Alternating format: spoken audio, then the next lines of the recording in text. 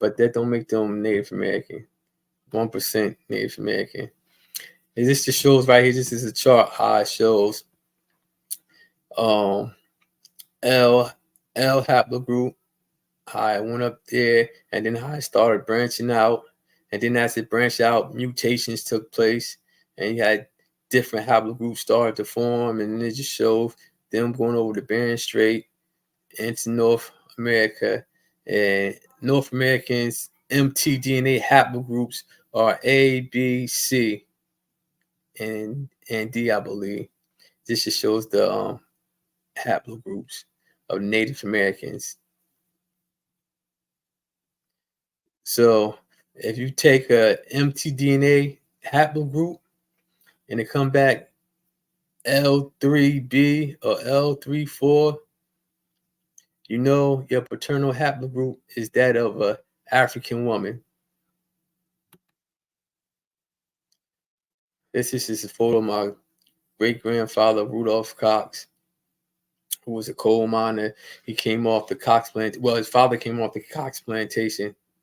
His mother came off the Cox plantation, and his father did too. But it was said that his father was the son of somebody on the plantation. That's why they took on the last name Cox. But the interesting thing about that, I had a DNA match that came out like a third, fourth cousin to me, and I asked him, did he have family from Chesterfield, Virginia? And he was like, yeah, that's where I'm from, Chesterfield, Virginia. So I said, do you know anything about the Cox plantation? He said, yeah. He said, it was always said that my great-great-grandfather used to go to the Cox plantation and have his way with the African women.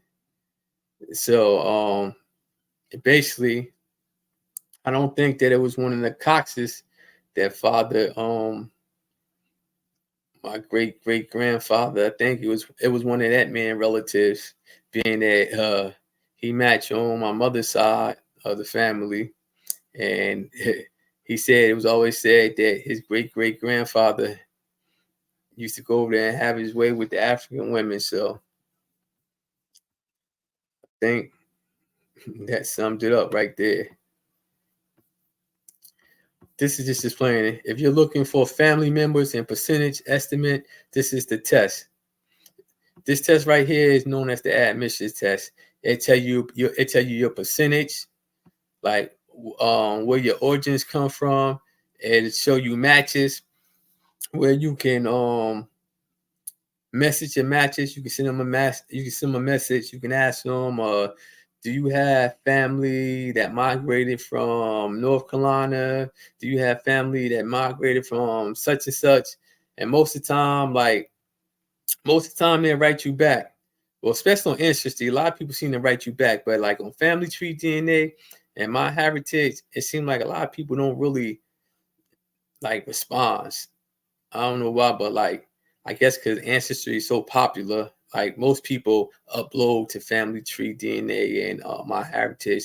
So basically, they upload to see matches, but they still on Ancestry because Ancestry had the largest database. But yeah, like if you were adopted and you're looking for your people, you would take this test. You would take whatever test you take. You would take it and you would just message the person. If you see a sibling or somebody that come up as a parent or cousin, first cousin, aunt, uncle, you just message them and say, I'm trying to locate my family. I was adopted. That's why I took this test. I see we match as a first cousin, second cousin. You would ask like, can you tell me the names of your grandparents? And do you know if your uncle or your father or mother might have had any children that they gave up for adoption? I mean, like, that's one of the strategies to putting the pieces to the puzzle together. Now, this right here, this is a DNA match of my mother related to the Morgans and Greens families from West Virginia.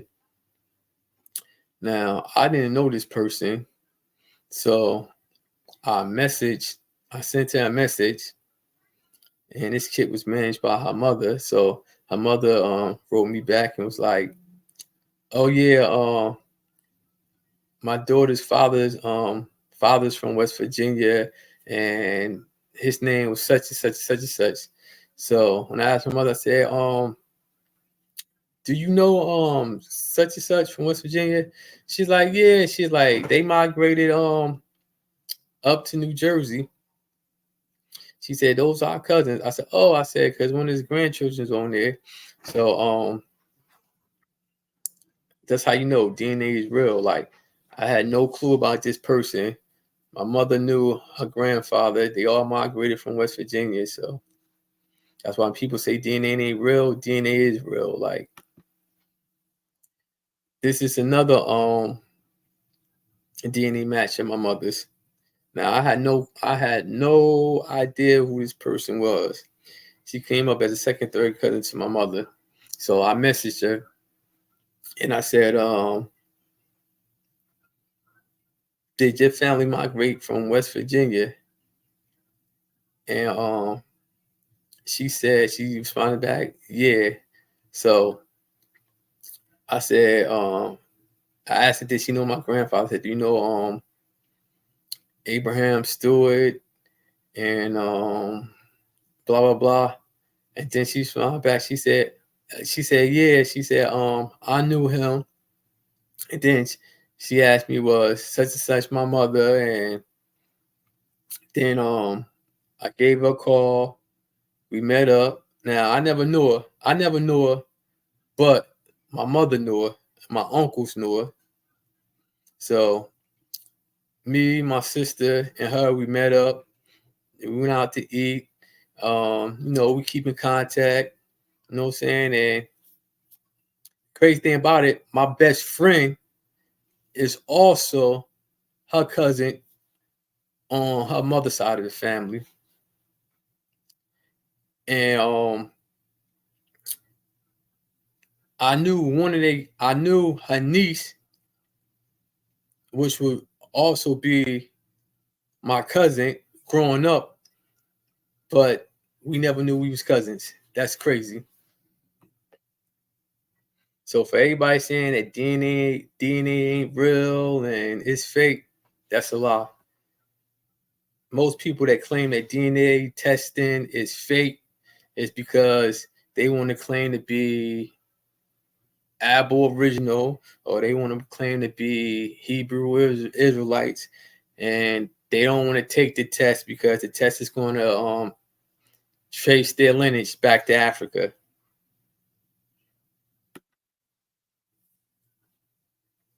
Uh, this just again, it'll show you the relationship. Like, that's all.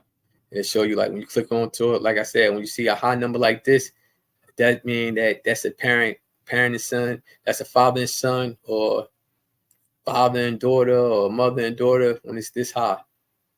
And then when you click on it, it'll show you. When you click onto it on ancestry, it'll show you relationship 100% father and son.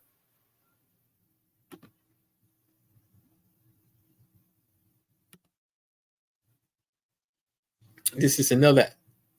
Hold on, what just happened? Let me see. Hold on, let me go back. This is another African match. Um, from Nigeria, from the Igbo ethnic group. I messaged her. I asked her, um, "Did your family migrate from Africa? If so, what part?" And she had messaged me, told me that from Nigeria, from the Igbo. So, the good thing about ancestry is, like, you see this box right here, and they'll let you make a note. So usually, if you find like a African match, 100% African match, you will want to make a note of it, and then you can put a star. That way, you know what I'm saying, you can always go back. Now this right here, this is from 23andMe. I don't know why I'm doing it. This, let me see what's going on.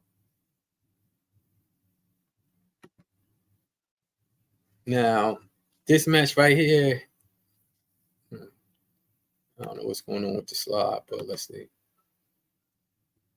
Well, anyway, that match was from 23andMe. He was from Nigeria. I don't know what's going on. Well, anyway, this match was from Nigeria, from the Igbo ethnic group.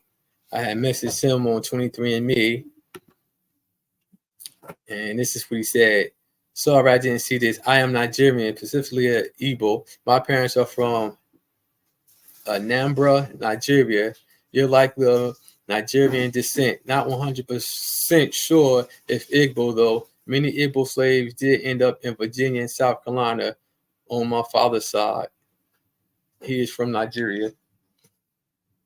Like I said, like African Americans African Americans are mixed with multiple different ethnic groups from Africa.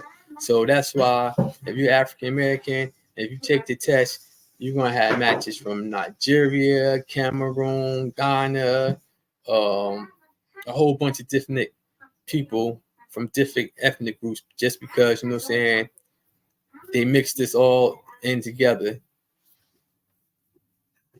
So it's no African American that comes from one ethnic group.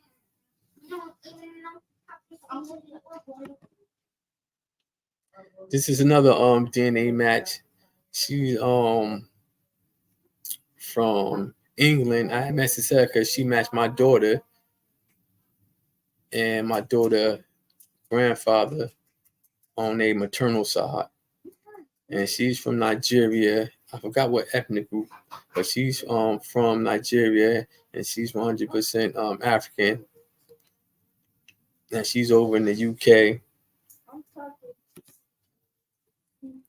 This is another African match. I can't remember what ethnic group this person is from, but as you can see, she's from her family might have migrated to the United States or UK, but they're African. Now this right here, this is another DNA match. Now this is one of my cousins. She come up as second cousin to my mother.